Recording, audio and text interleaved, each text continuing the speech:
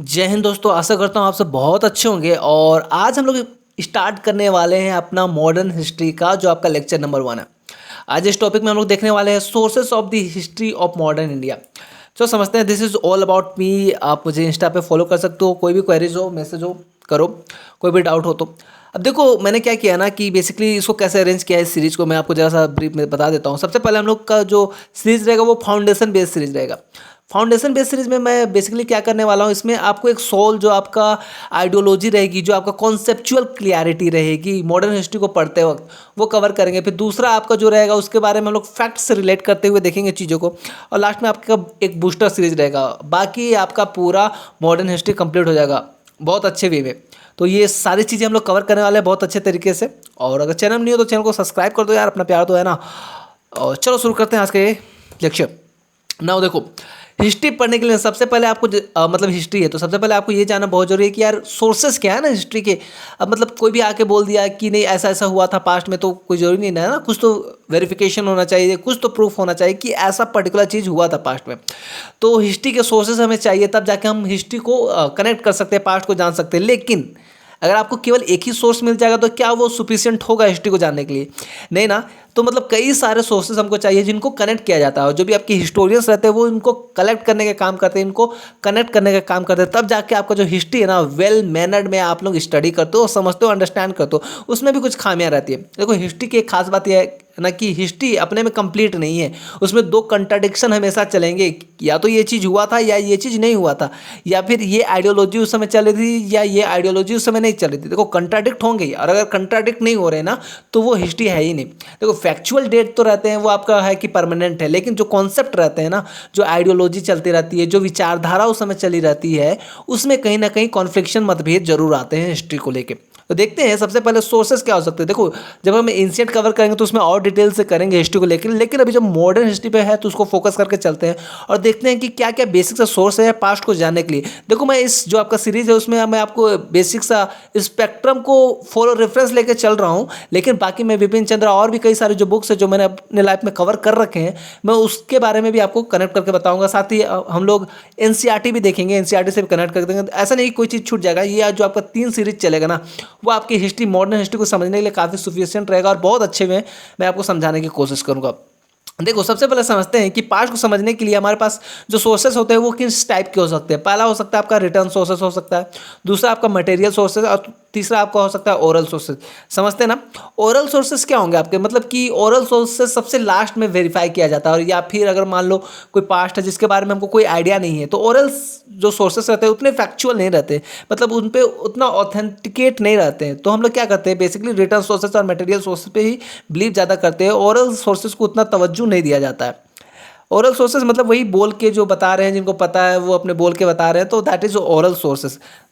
Second आता है आपका मटेरियल सोर्सेस। मटेरियल सोर्सेस में मान लो कहीं बिल्डिंग बना, कहीं इंस्क्रिप्शन है, फिर कहीं पे आपके स्तूप्स बनाए गए, और भी कई सारी चीज़ें कंस्ट्रक्शन हुआ। जैसे ब्रिटिशर्स आए तो कहीं पे किले बनाए, फिर कहाँ कहाँ किले बने, फिर कहाँ कहाँ आपके कोर्ट बने, तो उससे रिलेटेड आपको कुछ सोर्सेस वहाँ से मिल जाते हैं कि उस समय कैसा। कहीं ना कहीं अगर आपको सोर्सेस मिल रहे हैं तो आपको पता चल रहा है ना कि उस समय का जो सिचुएशन रहा होगा, जिस तरह का आर्ट एंड कल्चर रहा होगा, और किस वे में किस तरह की नॉलेज रही होगी पास्ट में हमारे जो लोग थे उनके पास, तो उसका हमें कहीं ना कहीं आइडिया मिल जाता है। रिटर्न सोर्सेस की बात करें तो रिटर्न सोर्सेस में वो सारे सोर्सेज आ जाते हैं जैसे कि लेटर्स, जैसे किसी ने किसी को लेटर्स लिखा, एक इंडिविजुअल सोर्सेस हो जाते हैं। सबको हम लोग देखेंगे पार्टिकुलरली, अभी आगे हम लोग देखने वाले हैं सबको सेपरेटली हम लोग डिस्कस कर। लेकिन रिटर्न सोर्सेज वो होते हैं जो आपको लिखे हुए मिल जाते हैं। बेसिकली इसमें कौन कौन से आ सकते हैं आप देख सकते हो। जो आपके लेटर्स रहते हैं, एडमिनिस्ट्रेटिव जो टेक्स्ट रहते हैं, बायोग्राफीज रहती है, ऑटोबायोग्राफीज रहती है, ऑफिशियल डॉक्यूमेंट्स रहते हैं, पॉलिटिकल डिक्लेरेशन रहता है, मैन्युस्क्रिप्ट्स रहते हैं। तो ये सब बेसिकली आपके क्या है रिटर्न सोर्सेज में ये सबको काउंट करते हैं। ठीक है, जो देखते हैं थोड़ा सा इंट्रोडक्शन की बात करें तो सिंपल सा है कि हम लोग को जो पार्ट्स जानना है तो कहीं ना कहीं हमें अपने सोर्सेस अच्छे होने चाहिए, सोर्सेस ऑथेंटिकेट होने चाहिए। तो ऐसे में देखो अगर आप मॉडर्न इंडिया की बात करें, उसकी हिस्ट्री को जानने की बात करें, तो मोस्ट ऑथेंटिकेट जो आपको सोर्स देखने को मिलता है ना, वो होता है लिटरेरी।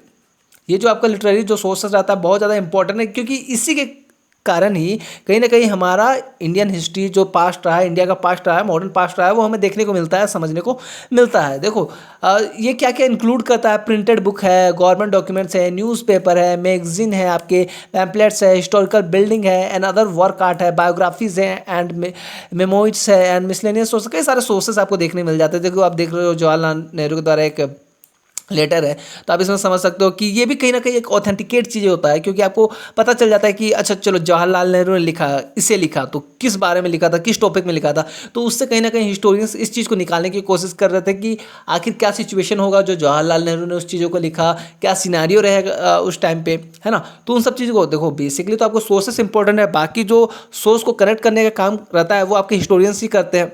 ओके, पहले देखते हैं प्रिंटेड बुक। देखो आप जैसे स्पेक्ट्रम पढ़ोगे तो स्पेक्ट्रम में कई सारे दूसरे टॉपिक्स करके दिए हुए हैं, लेकिन मैं बेसिकली आपको इसमें आपको जो कॉन्सेप्ट है वो समझाने की कोशिश कर रहा हूँ, क्योंकि इस जो सीरीज चलेगा उसमें बेसिकली उन्होंने कॉन्सेप्ट क्लियरिटी करेंगे कि क्या बेसिक्स आपको सॉल्व पता रह जाएगा ना, तो आप फुल बॉडी को एनालाइज कर सकते हो ऑटोमेटिकली बस फैक्ट्स के बेसिस पे। बाकी आपको सोल्व पता रहना चाहिए, आपको एक फ्लो पता होना चाहिए कि जो आपका मॉडर्न हिस्ट्री था कैसे कैसे मूव हुआ, कैसे कैसे चेंजेस हुए, और इसी से आप अगर यूपीएससी की प्रिपरेशन करें तो नो डाउट आप क्वेश्चन इजीली करेक्ट कर सकते हो। प्रीलिम्स के लिए तो मोस्ट इंपॉर्टेंट हो जाता है, बाकी आपको कॉन्सेप्ट रहेगा तो फिर आपको राइटिंग में भी काफ़ी बेनिफिशियरी होगा। देखो प्रिंटेड बुक की बात करें तो प्रिंटेड बुक जितने भी बुक्स हुए 18 सेंचुरी के आसपास जो आपके बुक प्रिंटिंग ज़्यादा हो गए थे, उसमें स्टार्ट हो गए थे, तो इसने भी कई सारे फील्ड में बुक्स लिखे गए। तो इससे इस चीज़ का पता चल जाता है कि मान लो किसी ने मेडिसिन पे बुक लिखा है ना, तो आपको इस बात का क्लैरिटी आ जाएगा कि हाँ उस समय हमारा मेडिकल साइंस कैसा रहा होगा। इंजीनियरिंग पे अगर किसी ने बुक लिखा हुआ है तो पता चल जाएगा कि आपको उस समय हमारा इंजीनियरिंग कैसा था, कितने साइंस एंड टेक्नोलॉजी की बात की जाती थी, आर्ट कैसा था, लिटरेचर कैसा था और हिस्ट्री कैसा रहा था, mathematician, music, dance and drama, सबके बारे में आपको कॉन्सेप्चुअल क्लैरिटी आ जाती है कि उस समय कुछ ऐसा सिनारियो रहे होंगे, उस समय लोगों के पास इतनी नॉलेज थी जो इसको एनालाइज करते थे, जैसे इंजीनियरिंग था, मेडिसिन था। और जो आपके कई सारे बुक रहते थे, कुछ कुछ इंस्ट्रूमेंट पे भी बुक लिखे गए रहते थे, तो उससे भी आपको क्या हो जाता है, एक एनालाइज लग जाता था कि हाँ उस समय लोग ऐसे साइंस को जानते थे, और जो कि अब है।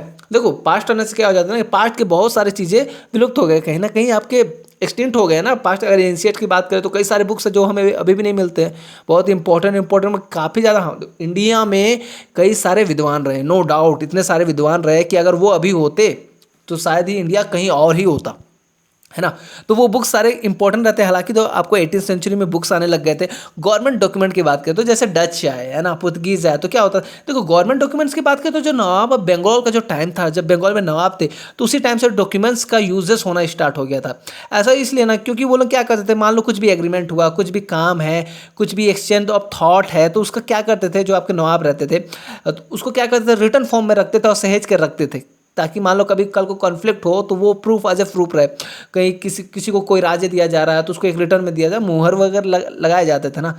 और वैसे भी ये बहुत ज़्यादा इंक्रीज कब होने लग गया, जब आपके रूलर्स आए, जब आपके ब्रिटिशर्स आए, जब आपके पुर्तगीज आए, जब आपके डच आए, तो ये काफ़ी ज़्यादा इसका यूजेज बढ़ गया। जैसे आपको पता होगा कि जैसे ब्रिटिशर्स क्राउन के हाथ में चल जाता है सत्ता, तो काफ़ी ज़्यादा डॉक्यूमेंट का यूज होना स्टार्ट हो जाता है। जैसे ही कोर्ट आ जाता है, जैसे कलकत्ता में कोर्ट की स्टैब्लिशमेंट हो जाती है, सारे काम आपके कागज़ के साथ होने लग जाते हैं, तो इससे क्या हो जाता है, आपका यूजेस बढ़ जाता है और उन डॉक्यूमेंट को सहेज कर रखा जाता है। हालांकि जो आपका ब्रिटिश क्राउन का सिस्टम जो रहता है वो तो काफ़ी अच्छे से डॉक्यूमेंट को रखती है। अभी भी ब्रिटेन में हमारे कई सारे डॉक्यूमेंट वहाँ पर सुरक्षित रखे हुए हैं जो आपके पुराने टाइम्स के हैं। Okay, now the third thing जो आपको देखने को मिल जाता है, न्यूज़पेपर, मैगजीन, पैम्पलेट्स। आपको पता होगा बाल गंगाधर तिलक, मतलब उस समय क्या होता था, आपको बाल गंगाधर तिलक के बारे में हम लोग पढ़ेंगे, उसकी बायोग्राफी जरूर देखेंगे। तो जब वो लोग क्रांतिकारी जो एक्टिविटीज़ में लगे रहते हैं, तो उस समय क्या होता है ना कि ब्रिटिशर्स तो बिल्कुल उनको देखना नहीं चाहते ना, तो वो लोग क्या करते थे, मैगजीन निकालते थे, न्यूज़पेपर निकालते थे, पैम्पलेट्स निकालते थे और लोगों को जागरूक करने का काम करते थे। अच्छा, ये जो पैम्पलेट्स वगैरह रहते थे ना, वो मतलब इतने छुप के डिस्ट्रीब्यूट होते थे कि उन्हीं लोगों तक पहुंच पाते थे जो इनको आगे बढ़ाना चाहते हैं, मतलब जो सपोर्ट करते हैं, नेशनलिस्ट जो मूवमेंट्स वगैरह को सपोर्ट करते हैं, उन तक पहुंचाए जाते थे। क्योंकि देखो अगर ब्रिटिशर्स को इनके बारे में पता चल जाता तो नो डाउट वो उसमें कहीं ना कहीं एक्शन लेते, इसलिए उनको छुपा के किया जाता। तो उस समय पैम्पलेट्स थे जो उनके मिल जाते हैं, अभी भी कई सारे पैम्पलेट्स होते हैं। न्यूज़पेपर की बात करें तो कई सारे न्यूज़पेपर एजेंसी अभी भी एग्जिस्ट करते हैं जो उस टाइम पे थे, तो उनके द्वारा जो ओल्ड एडिशन की जो भी चीज़ें रही, डॉक्यूमेंट्स रही, उनको अच्छे से लाइब्रेरीज में रखा गया हुआ है। तो वो भी काफ़ी ज़्यादा इंपॉर्टेंट रिसोर्सेज हम लोग को देते हैं हिस्ट्री को जानने के लिए, समझने के लिए। नाउ तो आप देखते हैं हम लोग हिस्टोरिकल बैकग्राउंड, हिस्टोरिकल बिल्डिंग। अब क्या होता है ना, जैसे ब्रिटिशर्स आए या फिर मुगल्स भी थे, तो मुगल्स वाला टाइम और जो आपका ब्रिटिशर्स का टाइम था, कहीं ना कहीं एक ट्रांजिशन पीरियड था आपका मिडाइवल से लेके जो आपका हम लोग मॉडर्न में आए, उस टाइम को ट्रांजिशन पीरियड था।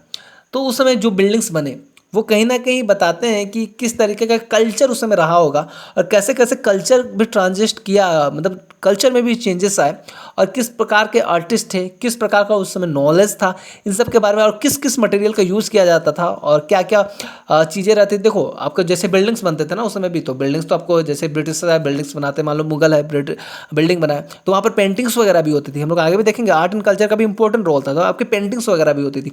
और पेंटिंग्स ऐसा नहीं कि सारे इमेजिनेशन पे बनाए जाते थे, जो पेंटिंग्स कहीं ना इंसान वहीं तक इमेजिन मोस्टली कर पाता है ना, जो आपने आसपास में देखा रहता है और उससे रिलेट करके कुछ निकाल पाता है मोस्टली। अब कुछ कुछ सुपर नेचुरल पावर के रहते हैं जो कुछ अलग ही ड्रॉ कर लेते हैं, मतलब आपको पता होगा कि 3 डायमेंशन 4 डायमेंशन 5 डायमेंशन कुछ कुछ ऐसे रहते हैं जो 8 डायमेंशन 10 डायमेंशन तक चल जाते हैं। वो सुपर कॉन्शियस माइंड का खेल है, नो डाउट वो होता है। मगर इसमें आपको देखने को मिलता है कई सारे पेंटिंग्स देखने को मिलेंगे, तो वो कहीं ना कहीं आसपास की जो आपकी एरिया की उस समय भारत की जो झलकियाँ थी उसी को दिखाते थे। और कई सारे ऐसे आर्ट्स एंड कल्चर के जो पेंटर्स वगैरह रहे वो भारत को दिखाने के लिए, भारत की जो उस समय सिचुएशन थी काफ़ी तरह, तो जो आपका ट्राइबल एरिया था उस सबको लेके काफ़ी ज़्यादा पेंटिंग्स वगैरह हुआ करती थी, तो वो भी आपको काफ़ी ज़्यादा हेल्पफुल करता है आपकी हिस्ट्री को समझने के लिए। बायोग्राफीज एंड मेमोरीज, देखो बायोग्राफीज 18वीं सेंचुरी आते आते ना कई लोग बायोग्राफी लिखने लग गए थे, अपनी बायोग्राफी भी, कोई ऑटोबायोग्राफी भी लिखते थे, कोई बायोग्राफी भी लिखते थे। तो बायोग्राफी बेसिकली आपका लीजेंड्स पे होती थी और इंपॉर्टेंट पर्सन पे होती थी।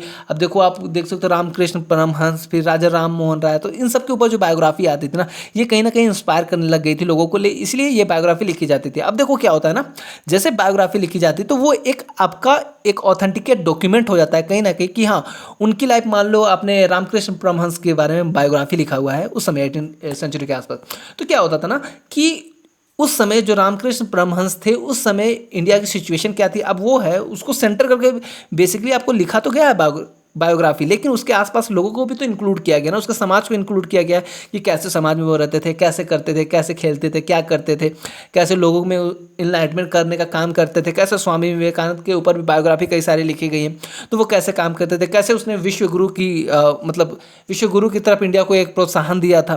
तो इससे आपको पता चल जाता है कि उस समय इंडिया की सोसाइटी कैसी थी, इंडिया की सोसाइटी में क्या चल रहा था। राजा राम मोहन राय, आपको पता है कि जब उनकी बायोग्राफी आप देखोगे तो आपको पता चलेगा कि हाँ उस समय सती का कुछ था, ब्रह्म समाज की उन्होंने स्थापना की थी, तो उस समय आपको पता चलता है कि हाँ ये रेनेसा पीरियड चलता था।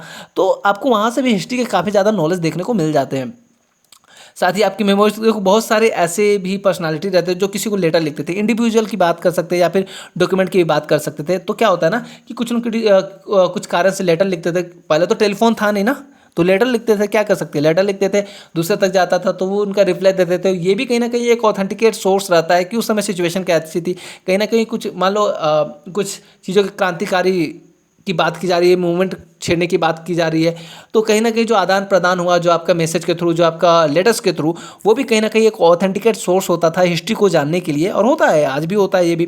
साथ ही आप देखोगे कि जो यात्रा वृत्तांत रहते हैं, जो ट्रैवल रिटर्न जो डॉक्यूमेंट रहते हैं, अब देखो आज के टाइम पे तो आपके पास कैमरा है ना, कैमरा है, ब्लॉग बना लिया तो ब्लॉग बनते हैं। पहले ऐसा तो था नहीं, पहले तो जो भी आते थे बाहर से घूमने आते थे वो लोग बुक लिखते थे उसके ऊपर कि मैंने यहाँ गया, यहाँ पर ये देखा, ऐसा ऐसी चीज़ें थी, ये थी वो थी। तो ऐसे में आपको सोर्सेस पता चल जाते हैं कि उस समय क्या था, कैसे सिचुएशन रहेंगे वहाँ के टाइम पे। और आपको देखने को मिलेगा कि जो आपका फिल्म्स वगैरह आते थे उस समय के टाइम पे, तो वो फिल्म्स भी कहीं ना कहीं एक इंपॉर्टेंट रोल प्ले करते थे कि वहाँ के सिनारियो को, वहाँ के सोसाइटी का जो सिचुएशन था उसको समझाने के लिए काफ़ी ज़्यादा इंपॉर्टेंट रोल प्ले करते थे। अब समझते हैं ना कि ऐसा नहीं कि जो आपका हिस्ट्री था, जो हमारा हिस्ट्री पास्ट था, वो एकदम एब्सोल्यूट है कि हम लोग वहाँ से खींच के निकाल लिए कि हाँ ये एकदम तो ये हुआ था, ऐसा ऐसा सिचुएशन था, ऐसा था। अब देखो क्या होता है ना, कई सारे जो हम लोग सोर्सेस भी मिलते हैं ना, सोर्सेस भी ऐसे नहीं कि 100% ऑथेंटिकेट होते हैं, ऐसा नहीं होता है। कई बार क्या होता है ना, जो सोर्सेस भी हमारे कंप्लीट नहीं हो सकते। आपको मैं एग्जांपल के थ्रू भी समझाता हूँ। देखो क्या हुआ था ना, 1971 में जियाउद्दीन बर्नी के बुक मिले थे, जो उनका यात्रा वृत्तांत था वो मिला था, जो उसने 1356 में लिखा था। तो क्या होता है ना कि जब 1356 में वो लिखते हैं तो वो 1971 में हम लोग को मिल जाता है, तो 1971 में उसमें शोध किया जाता है और समझा जाता है हिस्ट्री को। लेकिन ऐसा नहीं है कि उसने एक ही यात्रा वृत्तांत लिखा था, उसने दो लिखा था, तो वो लिखा था 2 साल बाद। जो आपका 1356 था तो 1358 में का और लिखा था, और वो हमें 1971 को नहीं मिलता है। 1971 में जो हमको मिलता है वो पहले वाला मिलता है, और जो शुरू वाला रहता है वो हमें बाद में मिलता है। तो इस कारण कहीं ना कहीं जो कॉन्सेप्चुअल क्लियरिटी रहती है। और देखो ऐसा नहीं है ना कि 2 यात्रा वृत्तांत लिखे तो दोनों में सेम लिखा होगा, कुछ ना कुछ चेंजेस रहे होंगे, है ना। और एक चीज़ समझते हैं कि क्या होता है ना, कई बार जो आप देखते हो कि एंशियंट टाइम में, एंशियंट की बात नहीं करते, मिडाइवल की बात करें, कई बार क्या होता है कॉपी पे कॉपी बनते जाते हैं। मान लो ये इनका बायोग्राफी उनका कॉपी किया गया, किसी और ने किया, किसी और ने किया, किसी और ने किया। मान लो अगर ओरिजिनल गायब हो गया, होता है जनरली, कई सारे ऐसे कॉपीज़ है जो बायोग्राफीज है, कई सारे एंशियंट टेक्सचर है जो हमें देखने को नहीं मिलते, उसके जो ओरिजिनल कॉपी है वो गायब हो गया, और जो उनके बाद वाले जो प्रिंटेड कॉपी है, जो कॉपी किया गया है, वो हमें मिलता है। तो क्या होता है, आप सिंपली इमेजिन कर सकते हो कि मान लो अगर आप होमवर्क मिला हुआ है स्कूल में, कोई अगर आप स्कूल नहीं गए हो एक दिन और स्कूल में कुछ लिखाया गया था, तो आप जैसे ही अपने स्टूडेंट फ्रेंड की कॉपी को कॉपी करते हो, उनका जो लिखा हुआ नोट को कॉपी करते हो, तो आपको देखते हो कि स्टूडेंट जो आपका फ्रेंड है, कोई कोई उनका वर्ड समझ में नहीं आता, तो आप क्या करते हो, सिंपली अपना अनुमान से लगा के उसको वर्ड लिख देते हो। तो ऐसा ही कुछ यहाँ पे भी होता है।